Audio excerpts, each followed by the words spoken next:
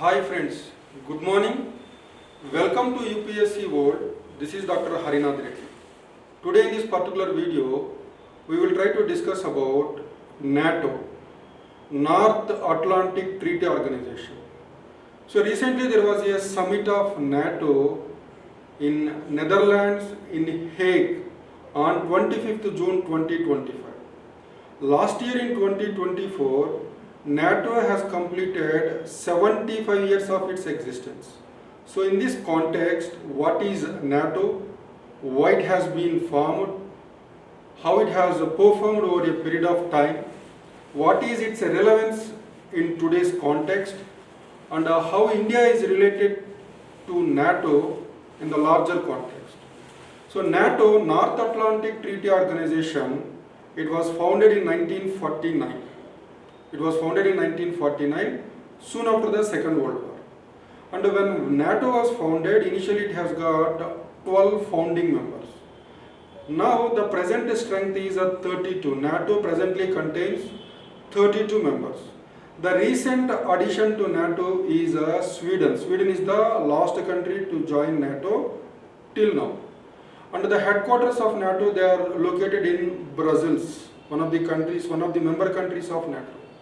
So when NATO was formed after the Second World War, the original idea was to contain Soviet Union. You know that after the Second World War, there were two kinds of ideologies. One is communism or socialism, the other one is capitalism.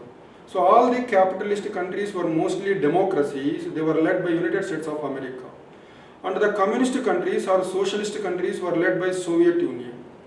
In capitalist countries, there is democracy, there is respect for rule of law, there are rights and liberties for the people. On the contrary, in those countries which are socialist or communist countries, there are authoritarian regimes and there are true rights and liberties for people are not there. So the countries in the Western Europe and in North America, they are worried about the spread of communism to Western Europe and also to North America. So they are worried about the authoritarian regimes. So to counter Soviet Union and its ideology of communism or socialism, all the countries in Western Europe and also countries in North America under the leadership of United States of America, they formed into this grouping called NATO. And NATO has got one principle. If any one member of NATO is attacked, it amounts to attacking the entire alliance. So in support of this particular country, all the countries, member countries in the NATO, they can come in support of the country which is under attack. That is called collective security defense.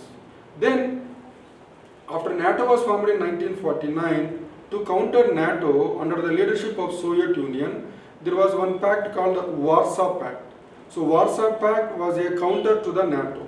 So Warsaw Pact contained all the countries with the communism or socialism as an ideology under the leadership of Soviet Union. We all know that in 1990, Soviet Union has broken up into 18 republics. So with the breakdown of Soviet Union, many felt that NATO will lose its relevance. So despite breakdown of Soviet Union, NATO continued to remain as an organization, and it involved in Balkan Peninsula, in South Asia, in North Africa, in all these several conflicts. There is one big criticism against NATO. So NATO as an organization, instead of promoting peace and stability in the rest of the world, it was responsible for a lot of destruction and alienation of people in the regions where it was involved. So NATO was not seen with a positive opinion by many experts. So after the breakdown of Soviet Union, NATO started focusing on Russia. And NATO continues to have its relevance even today because the rise of China was seen with a lot of suspicion by many countries in the entire world. So to contain China, to contain and to restrict China, NATO as an organization continues to remain relevant. And recently there was one organization which was called Quadrilateral. It is a grouping of 4 countries, United States of America, Japan, Australia and South Korea. So this Quad was called as Asian NATO. So to contain China, United States of America partnered with Japan, South Korea and Japan, Australia, United States of America and India. This is called quadrilateral.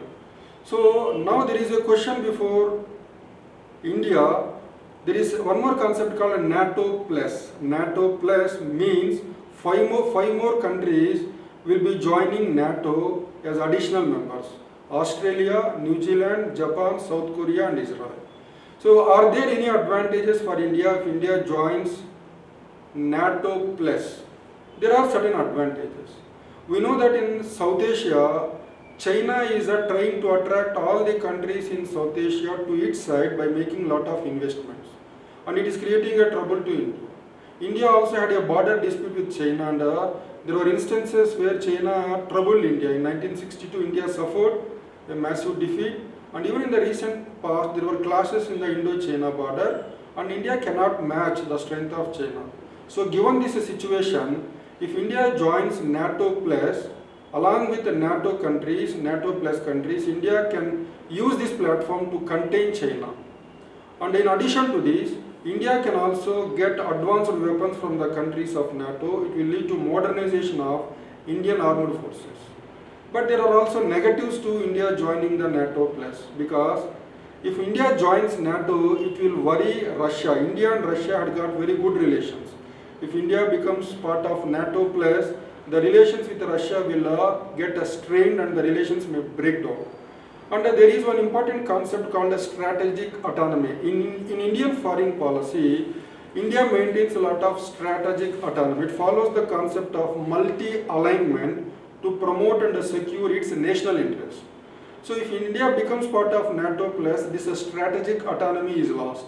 So experts say that it is enough if India becomes part of Quad, joining NATO plus can be postponed for some more time. Because if India becomes part of NATO plus, then the strategic autonomy which is available to India in its foreign policy will get undermined, and it will be counterproductive to the interests of India.